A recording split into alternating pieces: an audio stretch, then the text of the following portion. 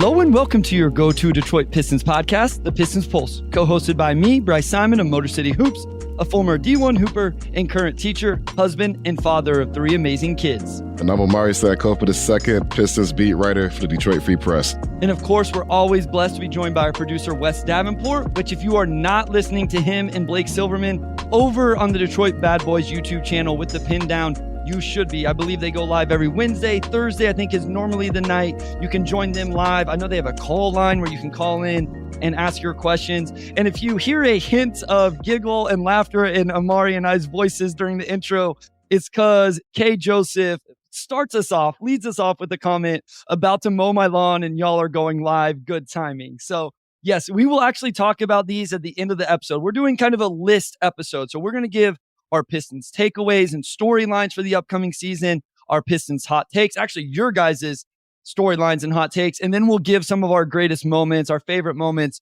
from the pod. So Bump says, good morning, y'all. So thank you for everybody joining us. You can watch us on Twitter, Facebook, YouTube, or of course, Apple, Spotify, wherever you listen to your podcast. One quick heads up, I believe we will record next week, and then we'll run into Labor Day weekend the week after that. We may take that weekend off. We haven't taken a week off in a long time, Omari. I was going to say, have we taken a week off? I don't know if we have. I don't know, man. If so, it's been a while. And so I think it's time. So we may take that weekend off. It doesn't happen very often, but just a heads up to everybody if you don't get an episode from us that week. Yeah, and I would say this is episode 139 for us. So that's something I would like to see where that ranks as far as this uninterrupted episodes. That is almost 3 years straight. So we've certainly earned, I think, one Labor Day weekend. And maybe our listeners as well could do a week without us. Maybe it'll, absence makes the heart grow fonder. The heart grow fonder. Yeah. Exactly. So maybe we'll bring some people back to it that maybe have turned away or so. So what's up from Beijing? 13 hours ahead, Omari. So this is fun. This was one of the things I was trying to think about. So this is something we need to revisit at the end of the pod, your ability to know what day it is and what time zone people are in. Yeah. Nobody has innate time zone knowledge. I just feel like I'm surrounded by just time zone outliers. People, this is not natural knowledge. So I feel like it is, but I grew up in a town that was on Mountain Time Zone in Kansas, but Central Time Zone was 15 miles away. So every school in our league was on Central Time Zone. Our TV provider was Central Time Zone. So actually the programming on our TV guide was in Central Time Zone, even though we lived in Mountain Time Zone. So I grew up having to figure this and think about it every time I did anything. And whoever dropped this comment, I'm not going to try to say your name. I apologize. I will mess it up so bad. But thank you for joining us from Beijing. So yes, Wes hooked us up. We won't forget this at the end. So we are doing kind of a list here today, guys. And we're going to start with storylines that either you guys dropped for us or we added in a few as well. So Omari, I'm going to throw those out there. If you guys put those in on Twitter, I will shout you out here in just a little bit. But I'm going to throw out all 10 of them, Omari, and then we'll start working our way through where our list would be. So we have Jaden Ivey and Jalen Duren, just a whole bunch of different, but I grouped it into one thing. Contract extension, are they part of the core? All of that stuff. A leap for Cade Cunningham. The Weaver, quote unquote, Weaver guys, how Trajan feels about them. Does real floor spacing unlock the offense? JB and the defense.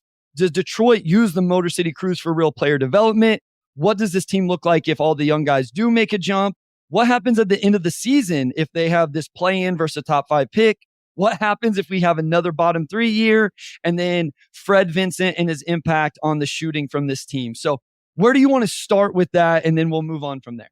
Let's start with the Cade Cunningham potential leap, because that probably ranks pretty highly for both of us. For me, that's probably my number one, just because to me that's going to have the biggest impact on this team's long-term outcome. Because if if Cade ends up being more like a number 2 instead of a 1, which granted that could take years to figure out, right? They would have to actually start to make some playoff runs, but I think that puts the rebuild in a different position where now you have to look at making a trade to get another guy, or you're looking at going through the draft again. So for me, I think Cade, year 4, surrounded by shooting, you want to see what he looks like in, I guess, a quote unquote ideal environment. And over the next 5 years, that's really going to be the most important factor for the Pistons. So that would probably top that list for me. Yeah, so I had this one at number 2. So shout out here to Where did our list of Zane and Buffs on Podcast are the ones that submitted this for us. And so shout out everybody. We'll give you guys a shout out as we talk through these. This was number 2 on my list, Omari. And, I'll explain who's number 1 in just a second. But this is important for all the reasons you said. Like, they just committed a lot of money to Cade Cunningham, right? So, this is a huge part of his growth and development. It's something that needs to happen. And theoretically, at least on the offensive end, don't you feel like they put a roster around him that has given him this opportunity this season to show who he's really is? Not like all of the spacing concerns and all of those excuses, quote unquote, should be gone. Don't you agree? For the most part, yeah. I think if you look at just the roster he's had every season, you haven't had the type of catch and shoot guys you have this year. So, especially just having that size up front too with Tobias and Simone Fontecchio being a bit stronger at power forward. It seems like this is the most balanced roster he's had so far. So I would certainly agree with that. Yeah. So I think this is a really good one. Again, if you were watching live, wherever it is, Facebook, Twitter, YouTube, drop in the comments. You can add some more storylines to this and we'll tell you where they would rank for us. And you can tell us where the ones we're talking about would rank for you. So continue to participate here throughout the episode. And if you're watching later on podcasts, Apple, Spotify, rate, reviews, all of that stuff. And then send us a Twitter, a tweet, whatever, and let us know. Where do you want to go next? Here's what we'll do. I'll send my number 1 since that's where I had the Jaden Ivey, Jalen Duren as my number 1 thing. I think because of the contract situation with those guys, trying to figure out where their roles are, the investment into both of those guys. They did trade draft assets to get Jalen Duren. They took Jaden Ivey number 5. I think that is the biggest storyline for me. How much priority do they put into both of them? Do they both start? What are their roles? How do they look moving forward? Are they a part of this young core? So that ended up being my number 1, Omari. And that's actually my number 2. So we're pretty similar there, but that's probably the next biggest swing factor for this rebuild is one or both of those guys taking that leap. And I guess what that leap looks like remains to be seen, but at the very least, you need them to at least be above average starters, right? You need Duren to be able to anchor the defense. I mean, he's shown a lot as a lob threat and passer already, even as a ball handler a little bit. So, you can expect growth there. And then Ivy is just everything else, whether it's the shooting, defense, being able to handle the secondary playmaking. So, and then of course the extension conversation as well, where they're both going to be eligible next offseason. So, it just seems like they're entering another stage of their career where the expectations are getting higher and some pressing decisions are going to be coming up for them over the next 2 years as well. So shout out to Redford Union Hoops, Tyler, Pistons Talk, Matthew Harrison, Scared Beef Stew will be traded, and respected community member all ask questions about Jalen Duren and or Jaden Ivey. So this was probably the most submitted storyline for the upcoming season. I would say this is kind of where the fan base lands. We may have to put out a Twitter poll after the episode and just see where things rank once we get our top 4. I think after these 2, it'll be interesting where each of us went because I think things open up quite a bit. At the end of the day, you want to know what your high draft picks are going to be for your team.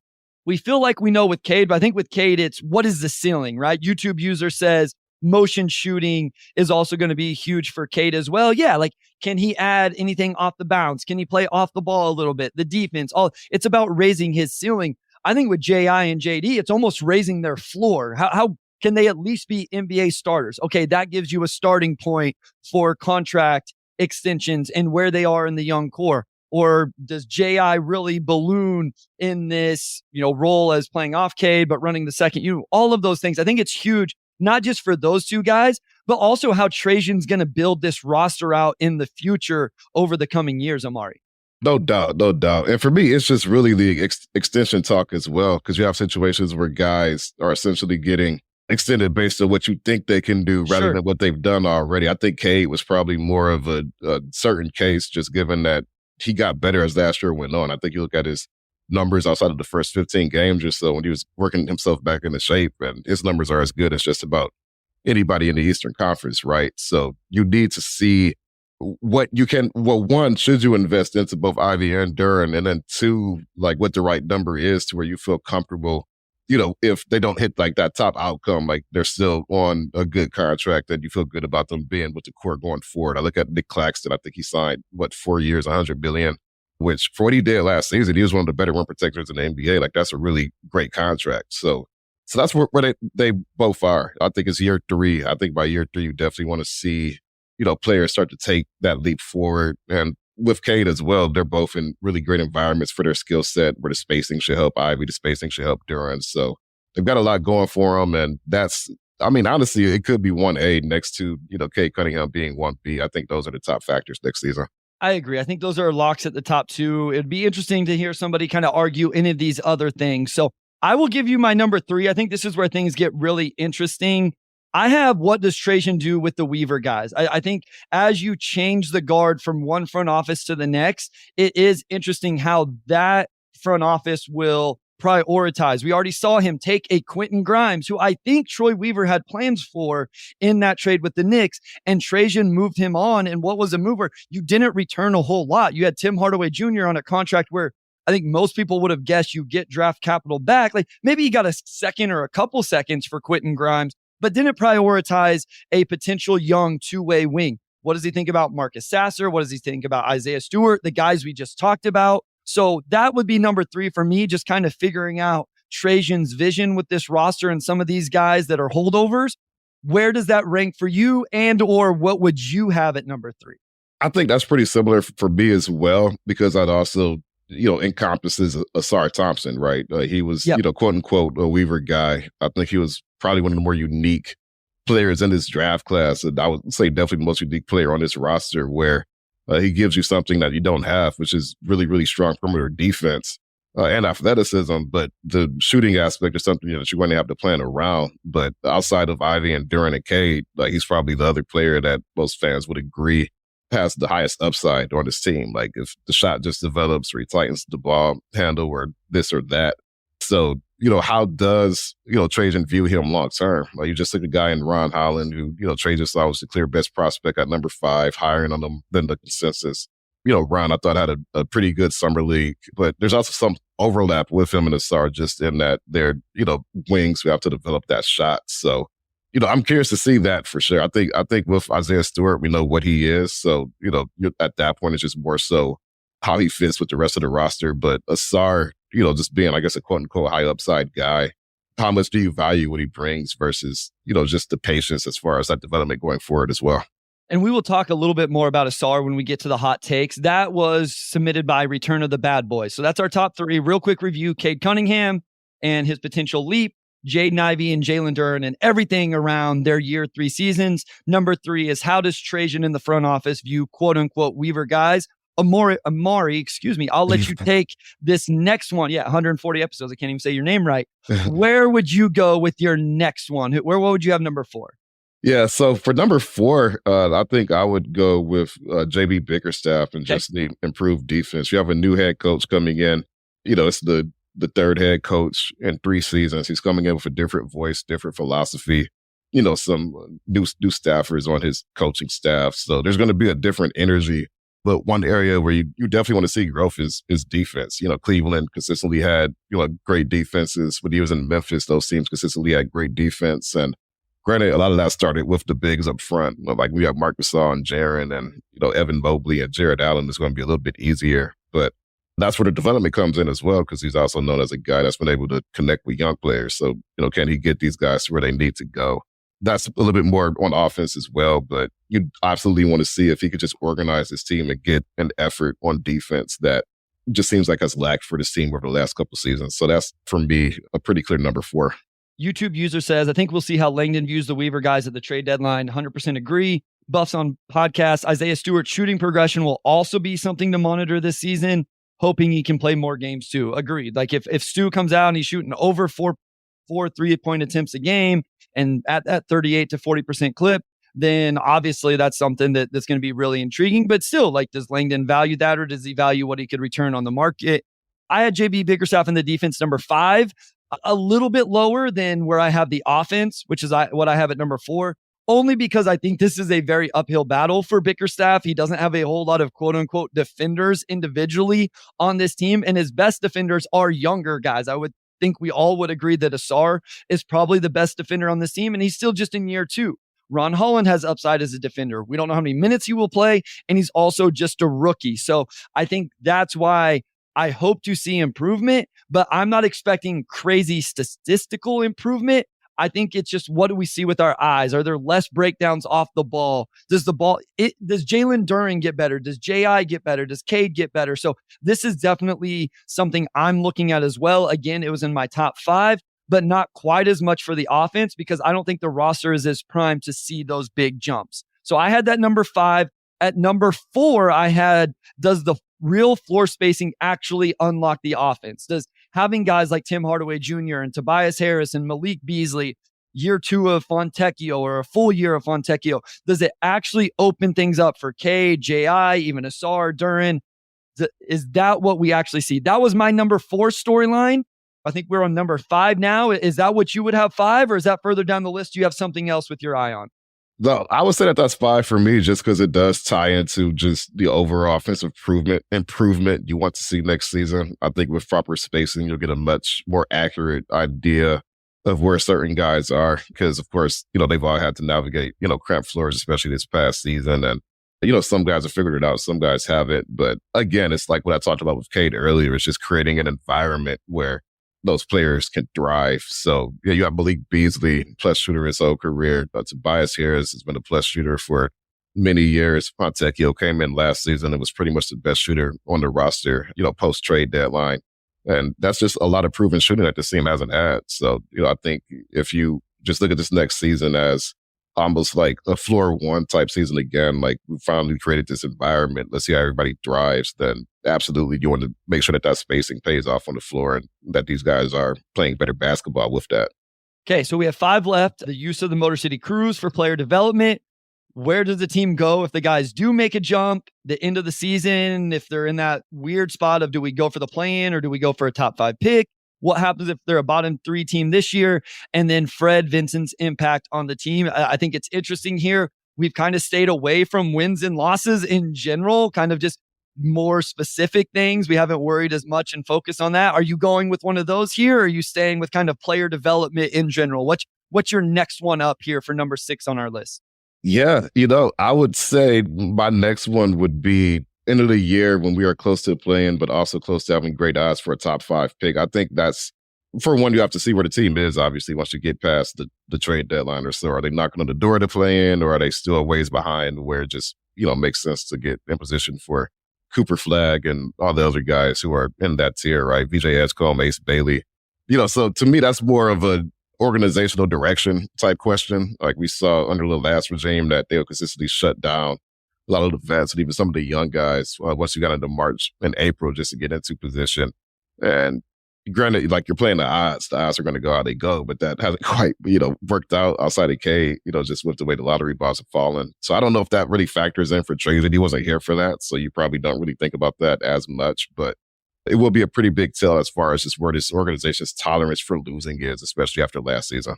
Yeah, that was number 8 on my list, just because if they're in that position, the season is a success in some way. If they have that many wins at that point in the year, I can understand the conversations and the debates going one way or the other. But that means either Cade really improved or J.I., multiple of these guys really grew and got better. And so in a lot of ways, if they're having to make that decision, I'm going to be okay with whichever one they make and feel like they're in a much better position than coming into the season, which leaves 4 left. What do you got next, Omari? You got the Cruise, young guys making a jump, bottom 3 team, Fred Vincent. Yeah, I'm going to go with Fred Vincent. I think that when you make that type of investment, and it seems like ever since I started covering the Pistons 4 years ago, there's always been so much talk of bringing in a shot doctor to help, guys iron out those deficiencies. Because, I don't know how long it's been since the Pistons were like an above average 3-point team, but, I think it certainly predates my time on the beat. And Fred Vincent, we've talked about him a lot, written about him, but he's one of the best shot doctors in the league and the perfect person you want for a roster that has a guy like Asar Thompson that we just talked about, obviously Ron Holland, we just talked about, Jaden Ivey, like really all these guys. You want to see that he can have the same impact here that he had down in New Orleans, where he worked with Najee Marshall and Lonzo Ball and, like a handful of other players who became plus shooters. So I think that could be a little bit higher on my list if I talk about it than I even led on here. But that's going to be something that over the next year, next 2 years, next 3 years, you want to see the impact of. So that question about the end of the year play-in versus the odds was from Tyler. Wanted to give him a shout out. I actually have Fred Vincent number 10 last on mine, only because I don't think we're going to see it play out this season, Omari. Yeah. So like, that's the only reason I had it lower. Is this may be like number 1 on my list if we did it, 12 months from now. Mm-hmm. But that's fair. I think the expectation of him completely changing Asar and Ron and J.I.'s shot, and whoever else people feel like needs it in one offseason, I think that's too high of expectation. So I'm not looking for that as much this season. We have 3 more we want to get to here quick before we go to break, and let's go ahead and finish it out, and then we'll switch. We have the Motor City Cruise, young guys making a jump, or this team finishing bottom 3 again. Yeah, I'm going to go with the young guys making a jump, right? And I think that almost ties into the one a couple of topics ago where we talked about them being close to the play-in. But again, if you're ahead of schedule, now you're really getting into the finer details of a rebuild where it's just like mixing and matching players to figure out how to optimize the perfect fit, which I think is honestly a more exciting conversation if you get to that point than a lot of the topics we've had to talk about over the last few years, where it's just so much projection, right? So much of like what could happen and not where they currently are. So again, like that's probably improbable for all the young guys to make the leap in like one particular season. But at the same time, this roster is also at a point of maturity in some ways. Like you have Cade in year 4, you have Ivey and Duren in year 3. Like they're like a year or 2 away from like not really being a young team anymore. So this potentially could be a season where you do see at least 3 guys start to put it together, especially as the season goes on and we get closer to February and March. Yeah, so I had this number 7, so similar to where we have it right now. You mentioned, we talked about it a little bit. It would be interesting to see where this is go. So that was from Josh Kettlewell, I believe. We have 2 left: the use of the Motor City Cruise or this team finishing bottom 3. Where are you going to finish off with those 2? Yeah, I'm going to go with, for my number 9, I'm just going to say what happens if they're a bottom 3 team again this season, which again, like kind of pairs with the earlier topic. But if they're bottom 3 again, then you probably hope that means that something went like disastrously wrong, where there was an injury you didn't plan for, or just like whatever it may be. You would hope it's not just because they're that bad. It's like the vets forgot how to shoot or something like that, and it just completely Yeah, like bottom 3, of course, I think would be a pretty tough result. And that's also dependent on how good the rest of the Eastern Conference is. But yeah, if you get to that point, now you're looking at next offseason, like, okay, maybe you're looking at doing the whole roster, reset again in some level, which like we just went through this again. So what does that look like? But overall, I think that ties into kind of what we talked about earlier. And if it gets to that point, then you got to cross that bridge when you get to it. So that was from Asar Pick and Roll. So that was number 8 on number 9 on my list, just because I'm like, I don't want that to be a storyline. Maybe I just don't want to speak that into existence. I actually had the Motor City Cruise one a little bit higher. I had it number 6, mostly because out of all the years, this may be a year I'm a little more interested, because I do think Bobby Klintman will be playing down there. Dennis Jenkins kind of caught my eye during Summer League. So there's a few players. Again, I don't know how I feel about the G League in general, but it will be interesting with the new regime if they find a way to use the Motor City Cruise in the G League to develop some guys, whether it's a guy that they draft like Bobby Klintman into a role player, or go find a diamond in the rough down there. So I did have that one a little higher for this season, because there are a few guys I'm like, man, they could go down there, play well, grow into a role, not a starter, all-star or something, but just a backup depth piece, whether it's Klintman, Dennis Jenkins. And we talked a little bit. I don't anticipate Ron Holland playing down there, but that's another situation where if they do decide to use him down there for some reason, another reason to keep an eye on it. So just go ahead real quick, and then I'll finish off the list. Yeah. I was just going to say, with the Motor City Cruise, that's like I'll believe it when I see it type deal. Sure. Where it seems like we haven't really seen any of the true core guys really spend a lot of time down there. Even some of the second round picks. I think we saw Saban Lee a little bit. We saw Isaiah Livers, I think, when he was, recovering from the foot injury. But otherwise, Isaiah sort of got the same privileges as the first round picks, where they really didn't spend time down there just to do it. And they made a big investment into the Motor City Cruise, bringing them from Grand Rapids back to Detroit, new arena on Wayne State's campus that's close by. So other teams have gotten a lot more value, I would say, out of their G League teams than the Pistons have over the last few years, despite that investment. So they're a little bit deeper in young guys. This is like Ron Holland's the first top 5 pick who, probably isn't going to have a guaranteed role on opening night. So they're in a different spot now, and it seems like they're at least in position to finally use their G League team the same way that the Hawks have or some of these other teams have. And it's worth noting they do have a 2-way spot open as well, so they could add another guy that maybe is interesting in that regard. So to finish this up, Cade Cunningham's leap number 1, J.I. and J.D. and just everything about their season number 2. How does Trajan view the Weaver guys number 3? JB and an improved defense number 4. Real floor spacing and what that actually does for an offense number 5. How the end of the year plays out if they're close to the play-in versus having odds for a top 5 pick number 6. Utilizing the Crews number 7. The improbable happens and all the young guys make a leap number 8. Fred Vincent and the shooting of the young guys number 9. A lot of that's more of a long-term idea. And then number 10, we just don't want to talk about it. What happens if they're a bottom 3 team again this season? We'll have even more fun when we come back from this break as we talk hot takes. We'll start off with those right after this.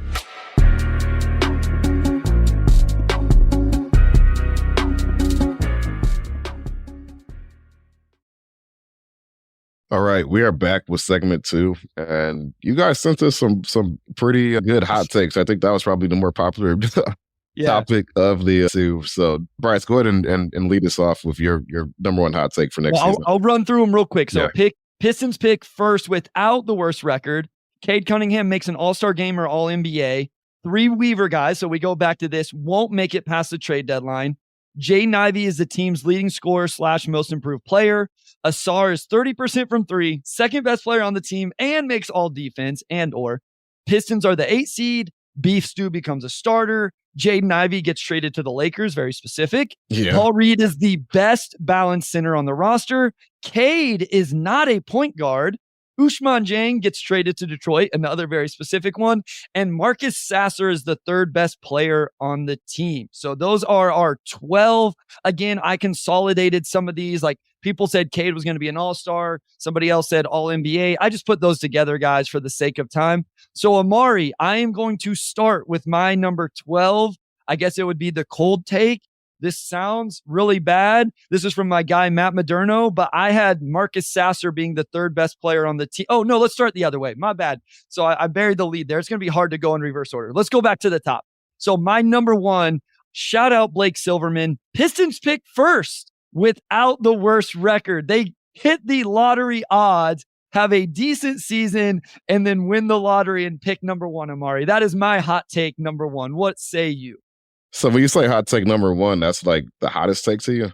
Or just your favorite hot take? How are we defining this? I think Wes wanted us to go like the ones that are going to be closest to correct because he's like the coldest takes are the ones that are the worst or the furthest from the truth.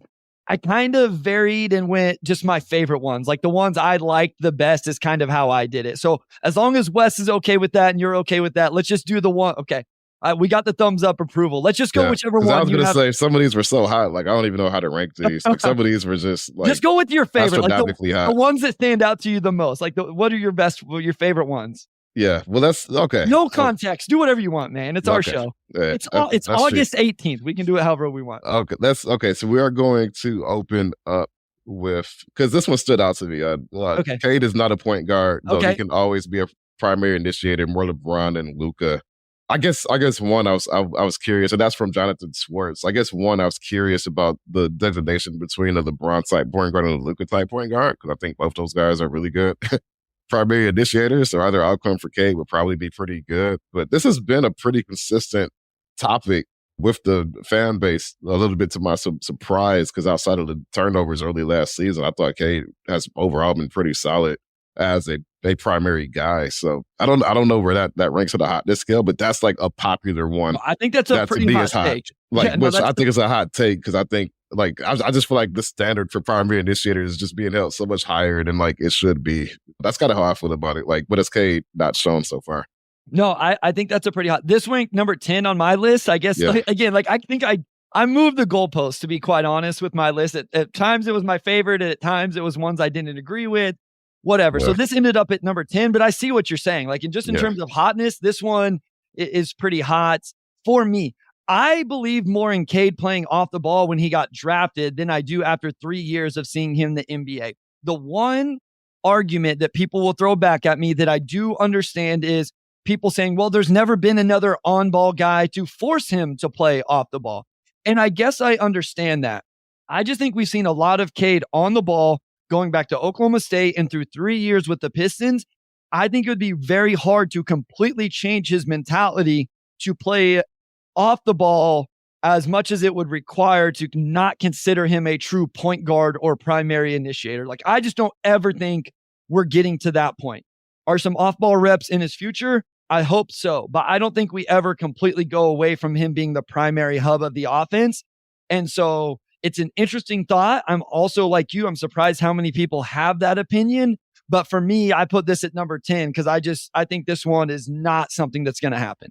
Yeah, and I think early in the season when he was like leading the NBA in turnovers, it was more of a valid conversation. Like even on here, we probably discussed what do you need another ball handler next to him just to take some of that pressure off. But as the year went on, he got better. And by the end of the year, like his assist to turnover ratio improved dramatically, especially if you cut off those first 20 games or so, as he was working his way back from that injury. So, yeah, I mean, I think so far we've seen far more evidence that he can thrive in that role than the opposite. And even if he doesn't end up becoming, I guess, like a Luka level playmaker, like in the modern NBA, I don't even know if you need that. Like you look at the Boston Celtics where you just have a bunch of plus passers at different positions. And I guess Jrue Holiday is like their point guard. But I would argue that his contributions on defense sort of exceed what he brings as a playmaker. So, yeah, I mean, Cade is going to have the ball in his hands next season. I'm sure after this next season, we'll have a definitive answer to that.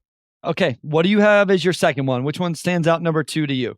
Yeah. So, my number 2 was that 3 Weaver guys won't make it past the trade deadline. And that's I think that's a fun one to debate because this was number 3 for me. This is going to end up number 1, I think, on our overall board whenever we average things would be my guess. Yeah. So this is pretty high for me as well. I liked it because it's not impossible, right? But then it's also what would bring you to the point to where 3 of Cade, Ivey, Ausar, Stu, Duren, and Sasser are traded at the deadline. That's a pretty dramatic. Theoretically, you could throw Fontecchio in there as well, right? Fontecchio is a Weaver guy based on when he was acquired and who was running the show when it happened. For sure. So you would think something. I just wonder what that something is that would prompt that type of roster shakeup mid-season. And I'm not sure what it would be. Would it just be such a dramatically bad start that you just have to hit the reset button at that point? Or is it you start off well enough that you start to just sell high on certain guys, right? Like, this is who we have, and now we're going to start tooling around these guys. That could be a really good outcome, I guess, in a sense, or it could also be a really disastrous outcome, depending on how you looked at. But I think it's a really fun topic to debate. So that was from Return of the Mad Boys. Here's how I think it plays out to me. He doesn't value Sasser. Don't aggregate that statement, please. I'm saying this is a possibility. Yeah, this is within the context of this hypothetical. Yeah. Correct. Is that he doesn't value Sasser as a smaller guard. One of J.I. and J.D. aren't in the future plans, and they don't plan on playing them, and they want to sell off on them at this point in their rookie contracts. And he sells high on Isaiah Stewart for whatever reason. It's, hey, somebody really values him. Some contender sees him as the first big off the bench. He's spacing the floor, and he can really go out and get value for him. And maybe he thinks Paul Reed is next in line to play that role on a little bit cheaper of a contract, whatever. I think that's the way you get to 3. Or YouTube user brings up the other option. It's just a superstar trade. Cade is playing awesome. A good point. Yeah. Ausar looks awesome.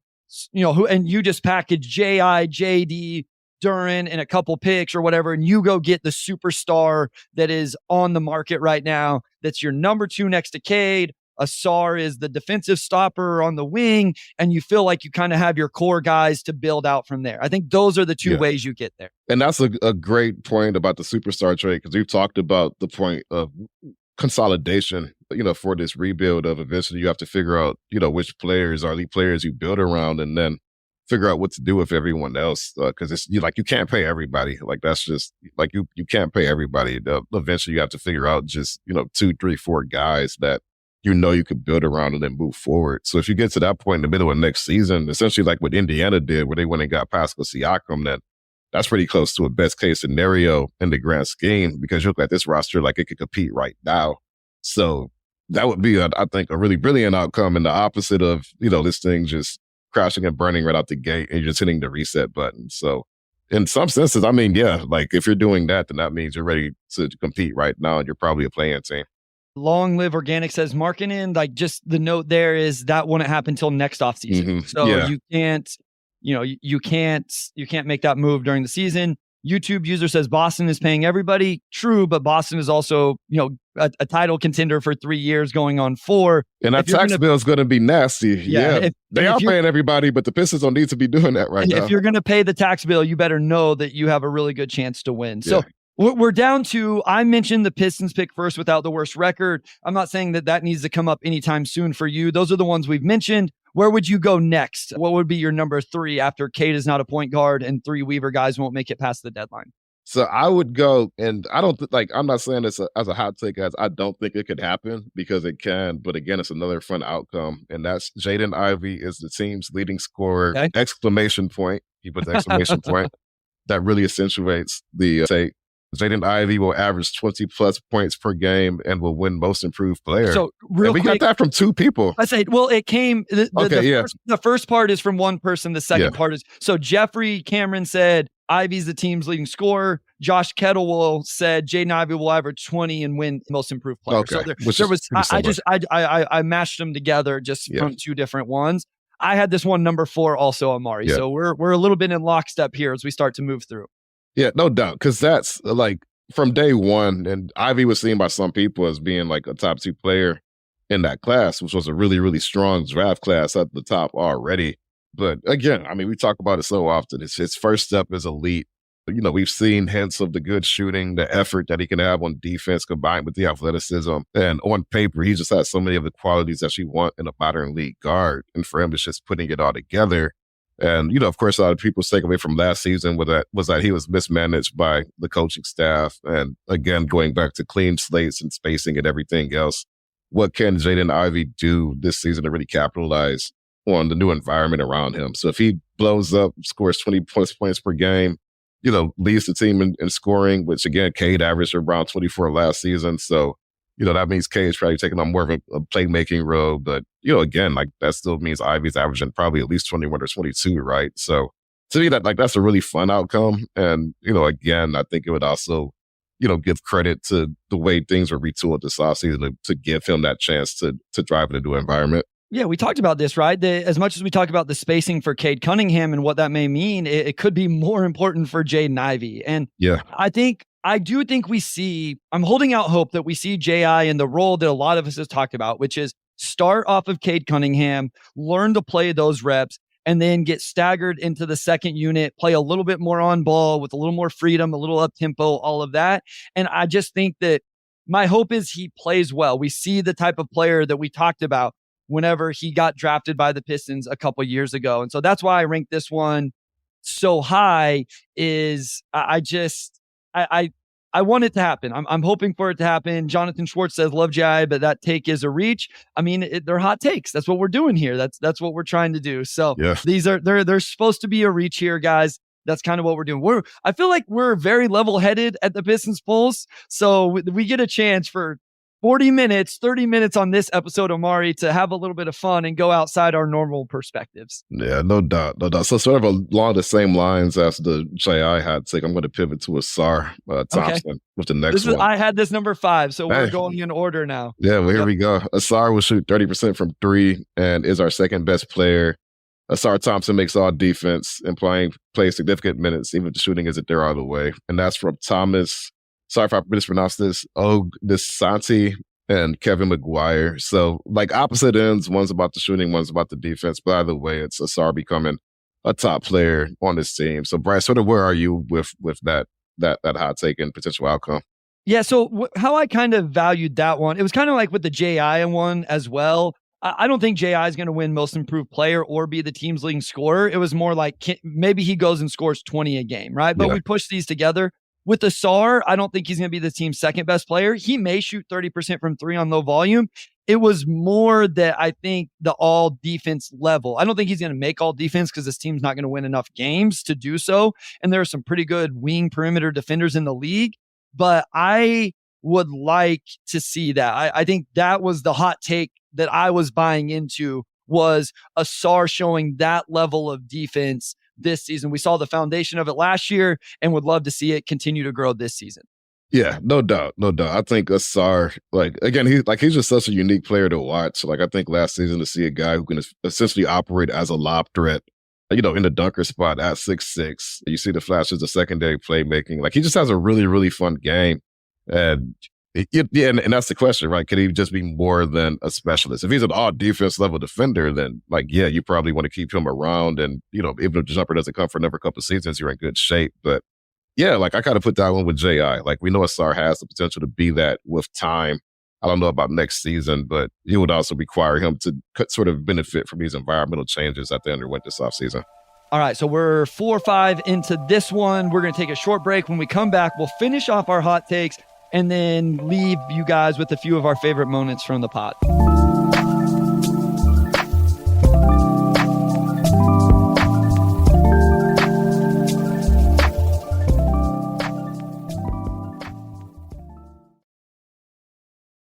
All right, we are back with segment 3. I'm where are you at next? Yeah, I was going to say, I kind of want to group these together just because I don't really know how to tackle them, but they're in the same category. And that's J.I. will be traded to the LA Lakers at the deadline from Coach G.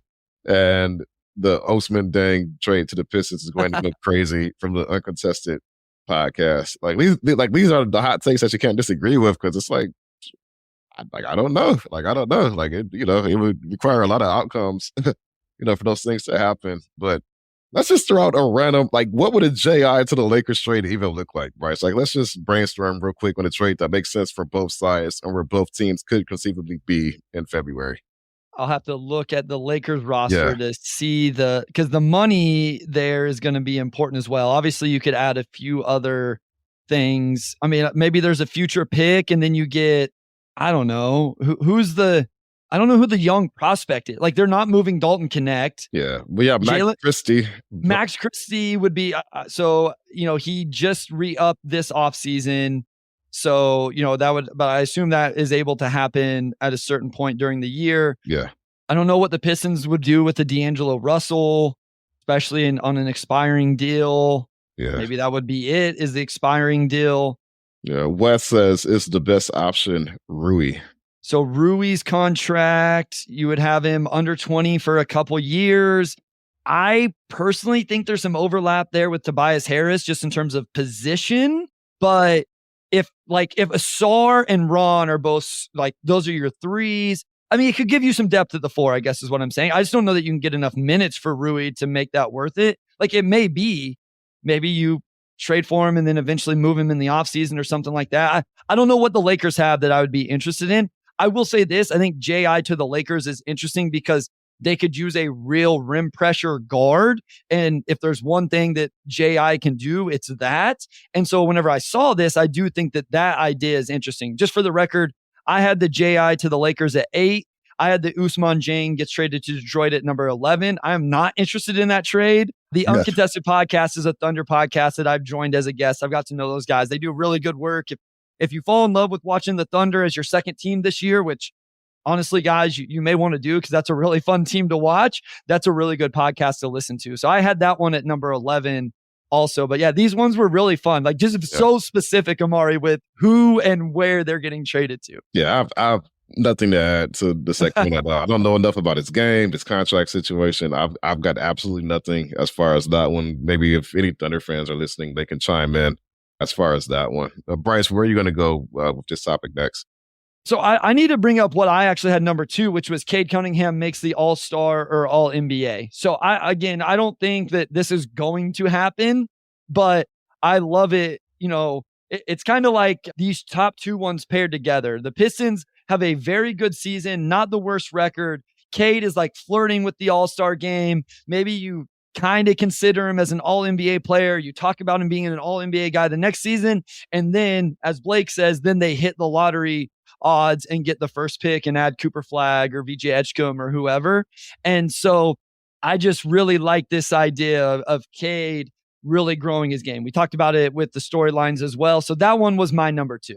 Yeah, no, I think you look at, Cade taking that proverbial leap, whatever that looks like. And I think with that, and that's like to me, like that's not really a hot take because it's a very, very conceivable outcome where you take what he averaged over the last 50 games last season, where he, his efficiency, I think, was around like 45 or 46 overall, 39 from three, 86 at the line. He's giving you 24 points, like 7 or 8 assists. Like that's a really, really good player, right? And you're looking at guys like Paolo and Halliburton who made that all-star leap on, numbers that aren't too dissimilar just because their teams are playoff teams. And I think with that also means that the Pistons are in that playoff conversation pretty early. But yeah, like I think that's one of the top storylines. We talked about it earlier. And I think that's absolutely something that is in the cards for Cade this season. Yeah, I like that one. It'd be really cool if he could make it. I just don't think this team's going to win enough for a lot of these guys to be in the type of award conversations we're talking about. So we have 1, 2, 3, 4 left. I mean, you got to, are the Pistons pick first without the worst record?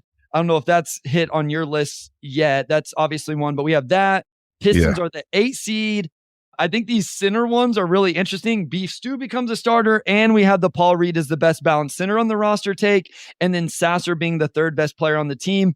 Real quick shout out to Buffs on Podcast and Jeff for their Buffs on Podcast was Cade All-Star appearance. Jeff was lands on All NBA. So I wanted to shout those guys out before we moved on.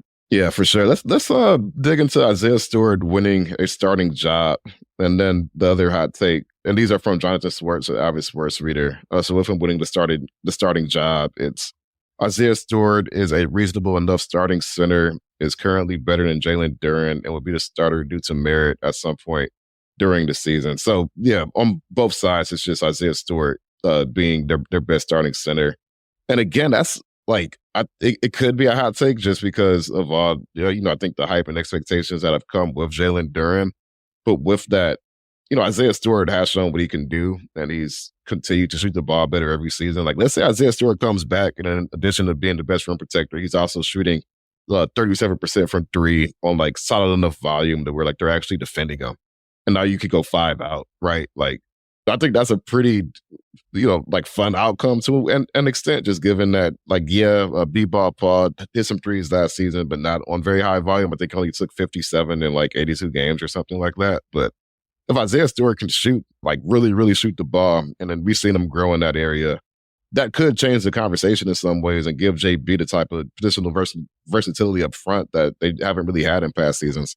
I just continue to push back on this because we finally get Isaiah Stewart in the role that everybody wants and that I think Pistons fan can appreciate him in. And then now we want to move him to the starting lineup, even though it is at his more natural position. Yeah. I was like, no, I refuse to buy into this. I did put it 7 just because I didn't want to buy into Jaden Ivey getting traded to the Lakers or Paul Reed being a starter over Stu and a couple of the others. But I do not want this to happen. I want Stu to play 82 games off the bench with 80% of his minutes at the 5 and 20% of his minutes at the 4 against certain matchups, but doing exactly what you just talked about, Omari. Like, I wanted to, if he really spaces the floor, I think at times the defense can be a little bit undervalued for Isaiah Stewart.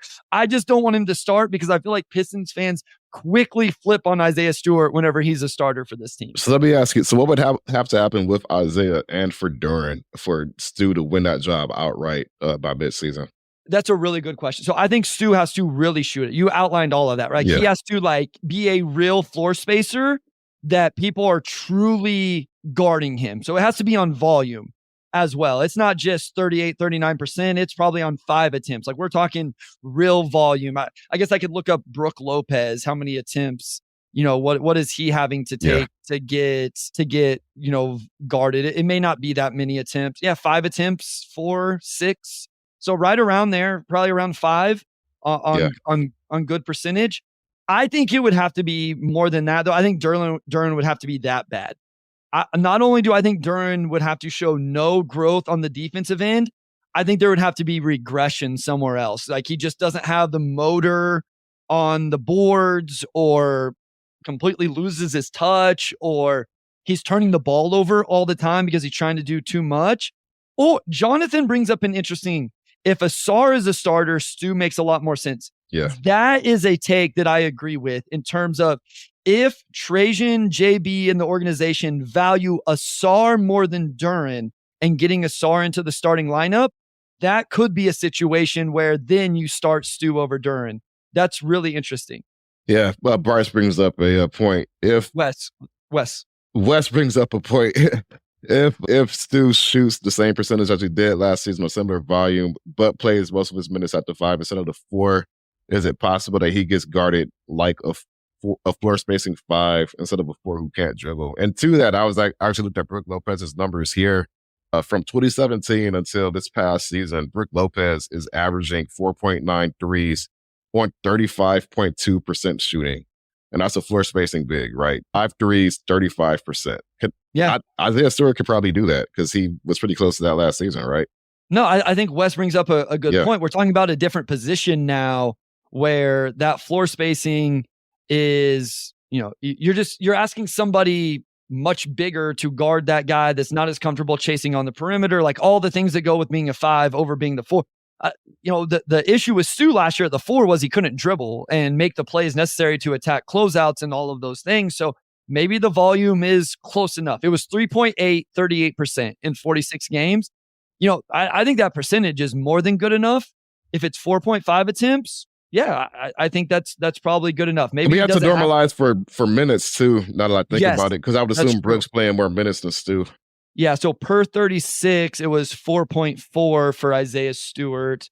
I don't have Brooks. Yeah, I'm actually about to check his reference right now. Hold up. Yeah, so Brook Lopez per 36 since 2017.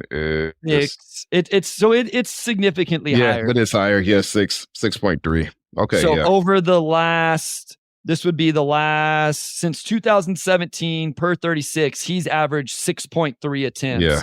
Stu last year and per 36 averaged 4.4.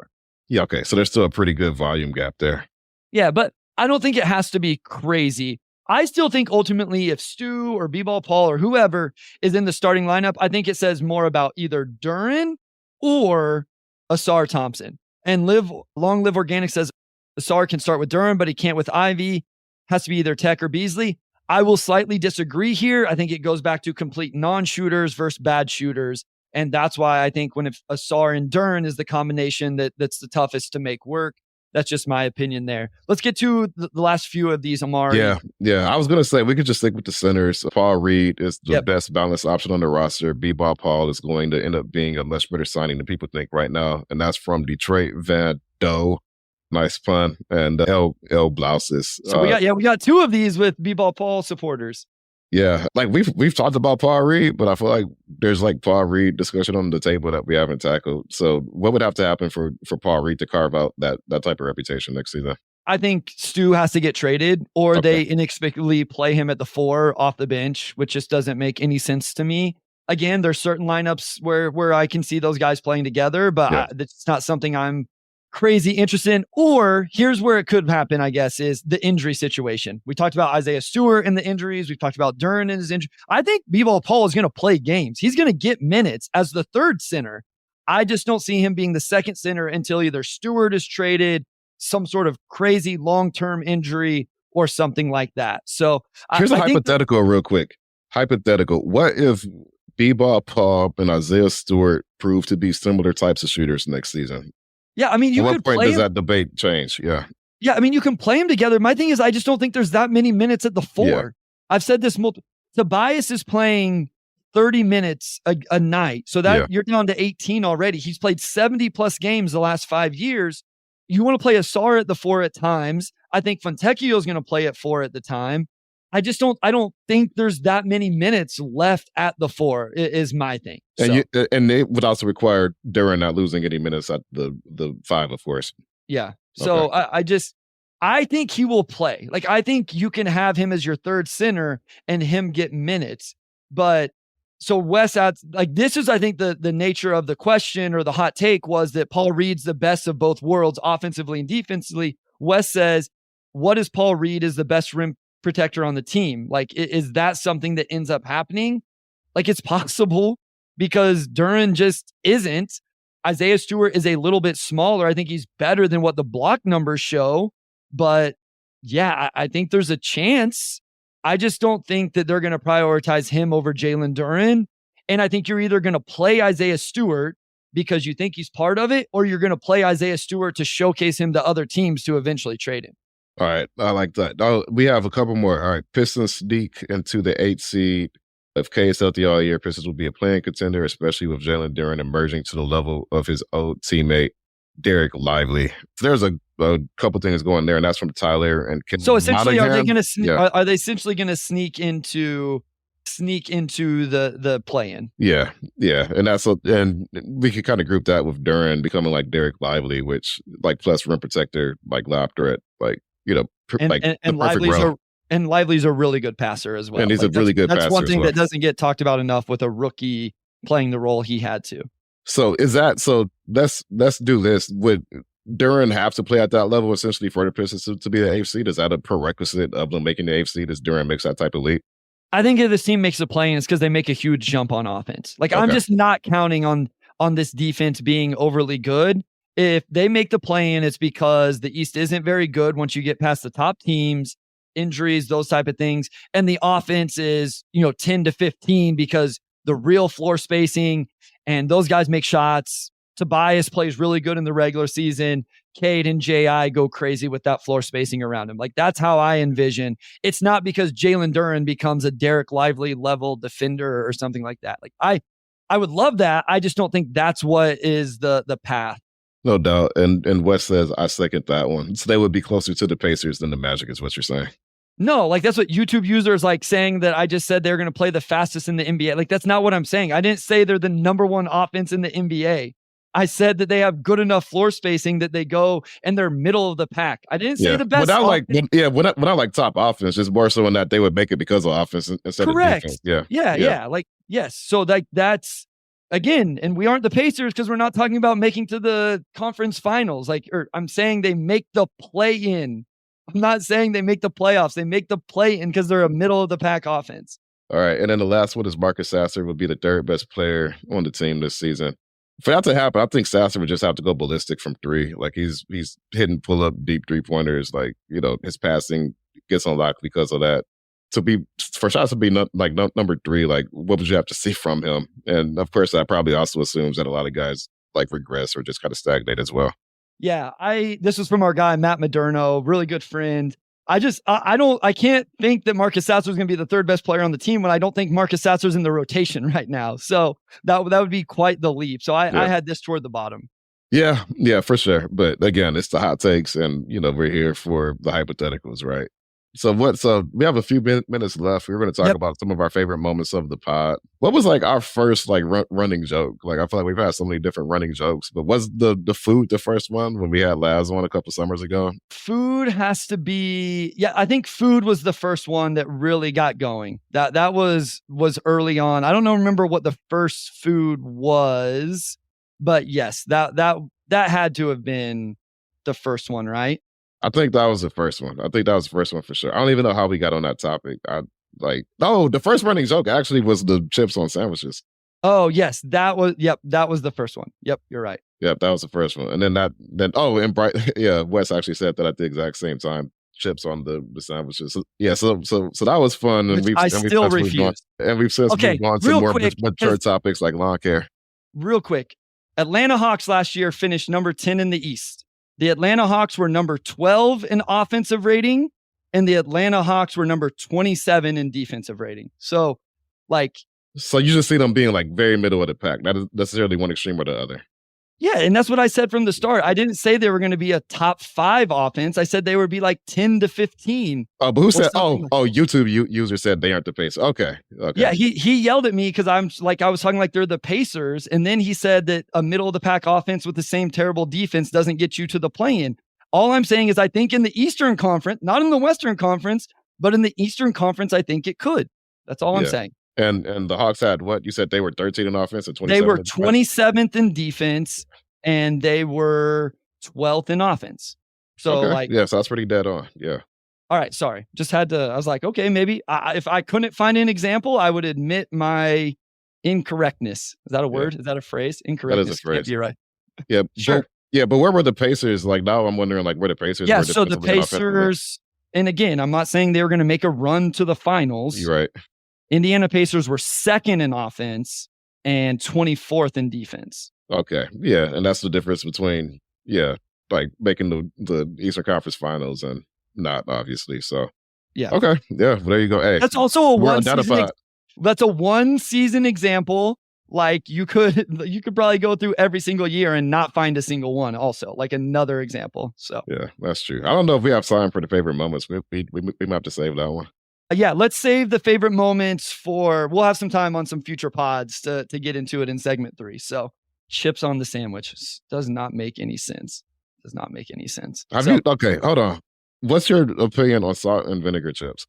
No. Because those are the best ones. Wes gave an immediate thumbs up because those are the best ones. I'm not even a real big chips on sandwiches guy, but that's like the best chips. Wait, are you just saying in general, or those are the ones you have to put on sandwiches? Those are probably my favorite in general, but specifically for sandwiches, they are just absolutely top tier. So I will, and I've made that realization since we had that topic like 2 years ago. So I just wanted to put that out there. If you are a chips, salt and vinegar fan, please let me know on Twitter because I'm just really passionate about this hive right now. So Steven Suggs says jalapeno chips on hot dogs at the exact same time that. Well, Wes, you said jalapeno chips. Why are you giving it a thumbs down? Maybe it's just the hot dog portion of it. Maybe it's just a hot dog. That's a whole different topic. I'm a hot dog hater, so that's a whole different topic for another day. In general? Not in general. More so, like I would just never go like buy a hot dog at a restaurant or at like if I want a hot dog, it's like a backyard cookout type. You don't subscribe to Coney dogs there in Detroit? Like, isn't this a thing? Yeah, I'm not. I've had maybe Coney dogs once the entire time I've been here in 4 years. I'm not a big Coney dog fan. I'm not. Wow, if you do not get tweeted at for this, I'm gonna be pissed because this is the most disrespectful Detroit food take that has ever happened on the Pistons Pulse. I actually have a Coney take that's really going to send people into a tizzy, but I'm gonna save that one for a later day because we're already way past time. But I'm gonna save that one for another day. The Coney dog discussion is a whole nother day. That's a whole nother discussion. We just got a heart on Facebook. Somebody agrees with me. Wes says mustard goes on hot dogs, no chips, no ketchup, which I can't agree with that either. Absolutely, ketchup goes on hot dog. Okay. We're going to come back. Real people from Detroit don't eat Coney dogs? Ooh, relaxing side. Hey, there we go. Hey, I'm telling you, this is going to be a contentious topic. Like, I went to Detroit for my second time, and everybody's like, you got to eat Coney dog. You got to go to Coney dog. Well, yes, ketchup is childish, just like my mac and cheese out of box. Like, obviously, I have childish food takes. I am pro Coney Island, not necessarily pro Coney dog. Like, there are layers to this discussion. Oh my gosh. Okay, so we will be back next week. All right, we will come back. And then we will be off a week after that. But we'll be back next week. I don't know what we're going to talk about just yet, but I will promise you that in segment 3, we will give our favorite moments from the pod and maybe just discuss Coney dogs versus ketchup versus mustard versus I don't know what else. So we will do that. Coney dog fan. Yeah, we need to talk about this. I will send out a poll on Twitter before we get to that episode so we can get everybody's thoughts. As always, thank you everybody who joined in. We appreciate you, the engagement in the chat, whether we agree, disagree, or otherwise. Hopefully you guys had fun with this. Again, it's hot takes, guys. It's storylines. It was supposed to be fun and engaging in that way. So hopefully you enjoyed it. If you're listening on podcast, rate, review, subscribe, all of that. If you're on Facebook, Twitter, YouTube, wherever you're watching, thank you so much. We'll be back next week. Omari, take it away, my guy. No doubt. Big thanks to our audio producer, Robin Chan, our editor-in-chief, Nicole Avery Nichols, and big shout out to Wes, as always. And we'll talk to you all next week.